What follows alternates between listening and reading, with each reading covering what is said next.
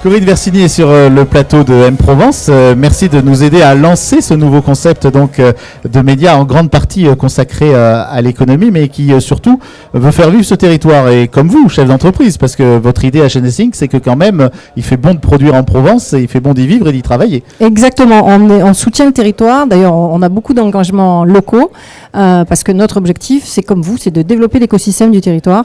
Et comme je le dis et je le répète à chaque fois, Apple ne serait pas devenu Apple sans la Silicon Valley et inversement. Et nous avons l'équivalent de la Silicon Valley du côté de Rousset où vous travaillez. Exactement, on a énormément de production électronique, mais pas que l'électronique, on fait aussi de la chimie fine, c'est ce que nous faisons, pour faire les matières premières pour l'électronique, mais l'électronique aussi de demain.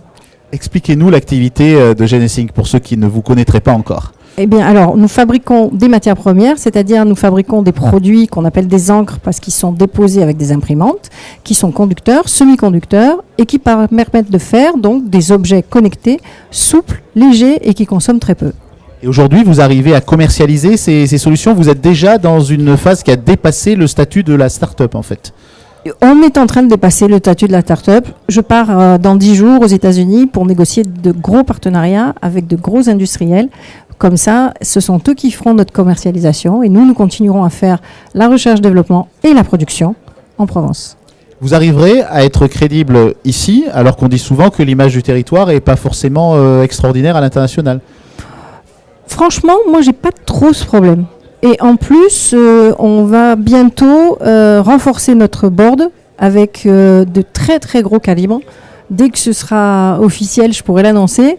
Mais là, je vous dis, ça va être un super scoop. Et qui viendront habiter en Provence ? Ce sont des gens qui ont déjà des attaches en Provence et qui viendront pour faire nos conseils d'administration à côté d'Aix-en-Provence, donc à Rousset.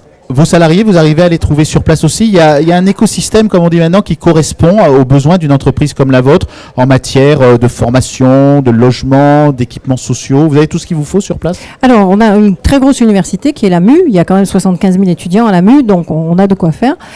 L'infrastructure et les logements, j'avoue que ça pêche un peu. On attend beaucoup de la métropole, que ce soit une métropole de projet ou autre. Nous, on s'en fiche. Nous, ce qu'on veut, c'est qu'une métropole qui nous construise des infrastructures et du logement, parce que nos salariés, ils ont du mal à se loger et à venir travailler à Rousset. Et en matière de financement ? En matière de financement, on va plutôt à l'étranger. Parce que comme on a des financements aujourd'hui qui vont être des gros financements de développement, en France, on a du mal à trouver. Mais j'ai pas dit mon dernier mot. Aujourd'hui, vous travaillez aussi avec d'autres entreprises du territoire, avec vos voisins. Il y a des logiques de partenariat proches. On tente de développer ces logiques. Au début, on travaille beaucoup avec Henri Fabre, avec Airbus Hélicoptère, parce que eux, ils sont vraiment à la pointe. Et puis c'est du militaire, donc ils ont vraiment besoin de nouvelles technologies. On travaille un peu avec ST Microélectronique. On fait beaucoup de projets collaboratifs, mais avec des entreprises aussi françaises et des laboratoires de la MU. Bien entendu, et on essaye de faire venir des entreprises françaises et étrangères sur le territoire. On vient de gagner un projet européen, donc l'Europe a reconnu notre compétence, c'est un projet H2020 dont on est les leaders, et 2 millions sur 2 ans, c'est pas mal.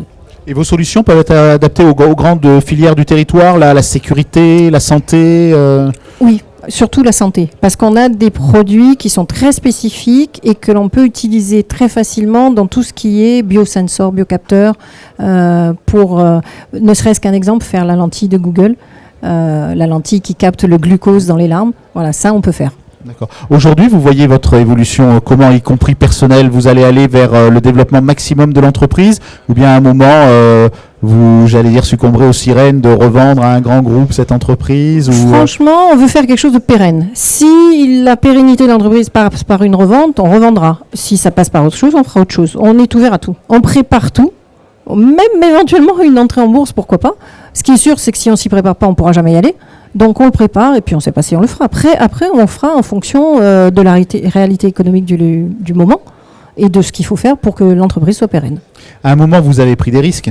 Vous avez dit, il faut que j'y aille. Est-ce que c'est un exemple qu'on peut dupliquer ? Est-ce que tout le monde peut prendre des risques ? On voit aujourd'hui qu'il y a une volonté de devenir, par exemple, auto-entrepreneur et que c'est un peu, passez-moi l'expression, casse-gueule quelquefois quand même.